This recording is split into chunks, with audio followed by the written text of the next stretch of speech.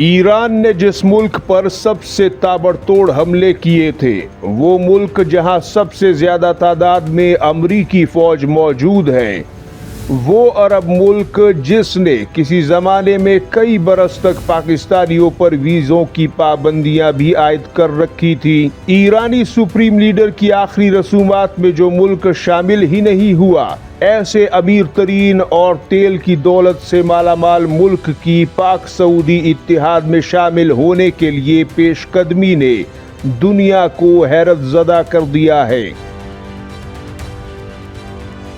जी हाँ, हम बात कर रहे हैं कुवैत की, जिसने पाकिस्तान के साथ 5 साल के लिए एक ऐसा दिफाई मुआहिदा कर लिया है कि जिसे 5 साल बाद अगर पाकिस्तान या कुवैत ख़त्म ना भी करें तो वो खुद ब खुद रिन्यू हो जाएगा। पाकिस्तान जिस रफ्तार से मशरिक़ वुस्ता में अपनी ताकत और मौजूदगी को बढ़ा रहा है, उसने बड़ी बड़ी ताकतों के कान खड़े कर दिए हैं। खास तौर पर कुवैत इस तरह पाकिस्तान का दामन थाम लेगा, इसकी किसी को जरा सी भनक भी नहीं लगी। दोस्तों, हम इस अहम तरीन और तारीखी दिफाई माहदे को आपके सामने खोल कर रखते हैं, जिसके नुकात सुनने से ताल्लुक रखते हैं, और साथ ही साथ आप हमारे चैनल को भी सब्सक्राइब कर लीजिए ताकि हमारी वीडियोस हर रोज आपके पास पहुंचती रहें और आपको ढूंढनी ना पड़े। जज़ाकल्लाह। नाजरीन, जहां ये मुआहिदा पाकिस्तान और कुवैत समेत उम्मत मुस्लिमा के लिए एक बड़ी खैर की खबर है, वहां पाकिस्तान के लिए ईरान की सूरत में एक बड़ा चैलेंज भी दिखाई दे रहा है। ख्वातीन व हजरात, अगर कल तुर्की या फिर कतर पाक सऊदी इत्तिहाद में शमूलियत का कोई ऐलान करे तो दुनिया हैरान नहीं होगी, क्योंकि इसकी पेशगोइयां काफी अरसे से की जा रही है। लेकिन कुवैत, जो कि मुत्तहिदा अरब इमारात यानी यूएई के कैंप में नजर आ रहा था, जिसे पाकिस्तान और ईरान के देरीना दोस्ताना ताल्लुकात भी बखूबी दिखाई दे रहे थे, और जिसने ईरानी मिसाइलों के वार झेलने के बाद ईरानी सुप्रीम लीडर की आखिरी रसूमात में भी जाना मुनासिब नहीं समझा, अब वो कुवैत पाकिस्तान की फौजी ताकत के साए में आने के लिए बेताब है।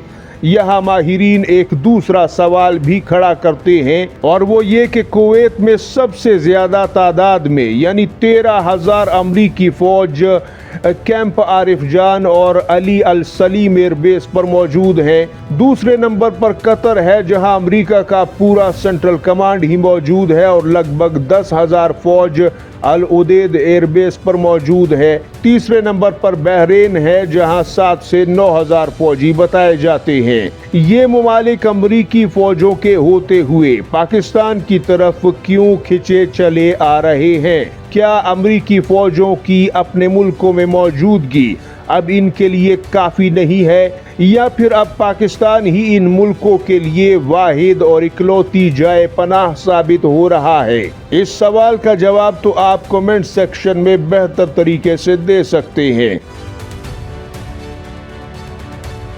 अब हम जरा इस दिफाई माहिदे के कुछ अहम तरीन नुकात आपके सामने रखते हैं। दोस्तों, इस माहिदे का एक नुक्ता ये है कि इसके दौरान दोनों ममालिक एक दूसरे के साथ जो भी फौजी राज, हसास दस्तावेजात या टेक्नोलॉजी शेयर करेंगे, इसे इंतहाई खुफिया रखा जाएगा।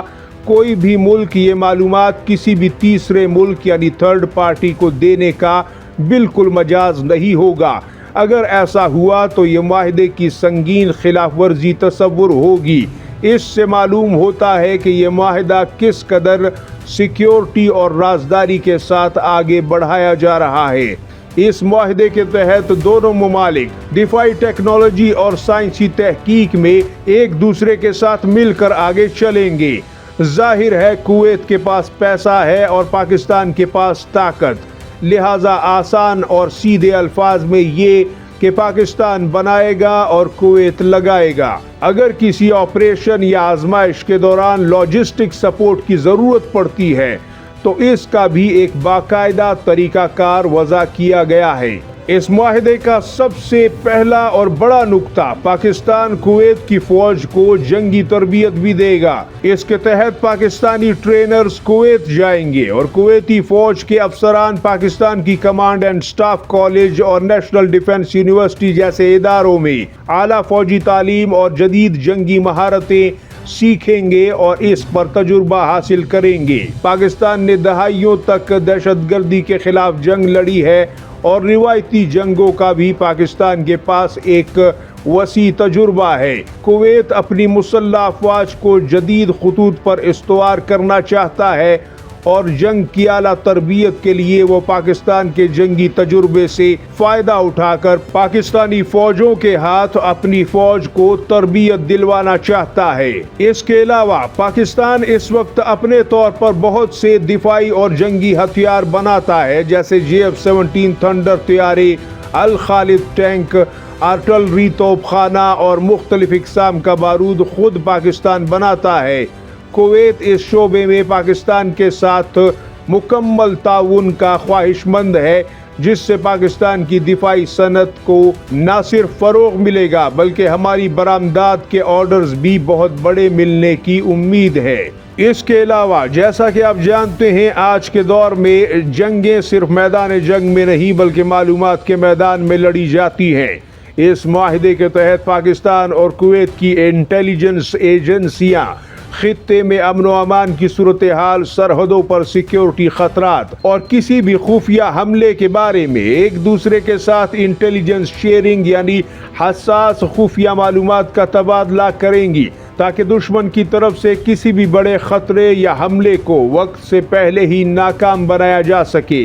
یہ معاہدہ 5 سال کے لیے ہے، لیکن 5 سال بعد اگر یہ دونوں ممالک اس معاہدے کو ختم نہیں کرتے تو یہ معاہدہ خود بخود رینیو ہو جائے گا اور اسے رینیو کرنے کی ضرورت نہیں پڑے گی اور یہ بدستور آگے چلتا جائے گا۔ اس کے علاوہ اس معاہدے کو اچھے طریقے سے چلانے کے لیے ایک جوائنٹ یعنی ایک مشترکہ کمیٹی، ملٹری کمیٹی بنائی جائے گی۔ یہ کمیٹی باقاعدگی سے اجلاس کرے گی جس میں یہ طے کیا جائے گا کہ دونوں ممالک کی افواج مل کر کب اور کہاں پر جنگی مشقیں کریں گی اور اعلیٰ حکام کے سرکاری دورے کس طرح سے ہوں گے۔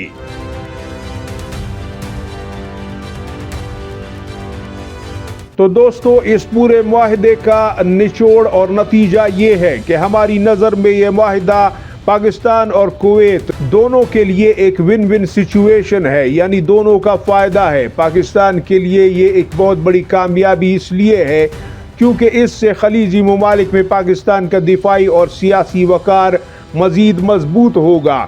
اس کے ساتھ ساتھ پاکستان کی ڈیفنس انڈسٹری کویت کی شکل میں ایک بڑے خریدار کو بھی پالے گی اور ایک بڑے سرمایہ کار کو بھی۔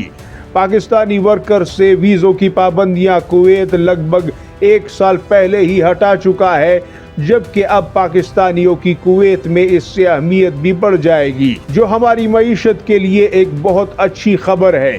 دوسری طرف کویت کو ایک ایسی پروفیشنل اور پیشہ ور اسلامی دنیا کی سب سے بڑی فوج کا ساتھ مل رہا ہے، جو ان کے اپنے فوجیوں کو جدید دور کے خطرات سے نمٹنے کے لیے تیار کرے گی اور اس کے ساتھ ساتھ کویت کی سیکیورٹی اور دیگر معاملات میں اس کو مکمل ساتھ بھی فراہم کرے گی۔ لہذا دوستو، ویڈیو کے آخر میں آپ اپنی قیمتی رائے ضرور دیجیے گا۔ اللہ حافظ و ناصر۔